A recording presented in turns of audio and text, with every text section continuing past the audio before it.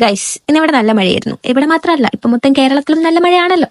ഞാനങ്ങനെ രാവിലെ തന്നെ വെള്ളം ചാടി കടന്ന് പോവായിരുന്നു. രാവിലെ തന്നെ എന്ന് ഞാൻ പറയുന്നത് ഒരു 11 മണിയാണ് എന്റെ രാവിലെ. അതാണ് അങ്ങനെ വെള്ളമൊക്കെ ചാടി ഞാൻ ഈ പോകുന്നത് എന്റെ പല്ലിലെ രണ്ടാമത്തെ ക്ലിപ്പ്, അതായത് റീറ്റെയിനർ ഇടാൻ വേണ്ടിയിട്ടാണ്. പോകുന്ന വഴിയിലാണെങ്കിൽ ഒരു വീടിന്റെ മുമ്പിൽ ക്യാച്ച് ക്ലവ് ഇങ്ങനെ വിരിഞ്ഞ് നിൽക്കുന്നുണ്ട്. അങ്ങനത്തെ എന്തെങ്കിലും കണ്ടു കഴിഞ്ഞാൽ പിന്നെ എന്റെ ഉള്ളിലെ ക്യാമറമാൻ കൊണ്ടുവരും.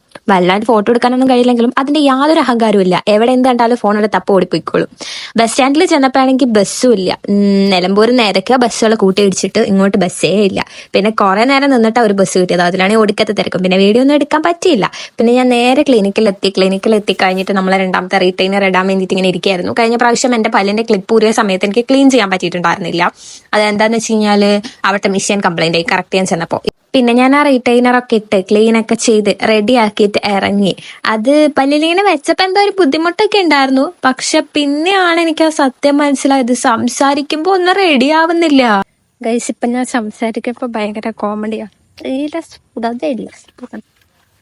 എന്നെ കൊണ്ട് സംസാരിക്കാൻ കഴിയുന്നില്ല.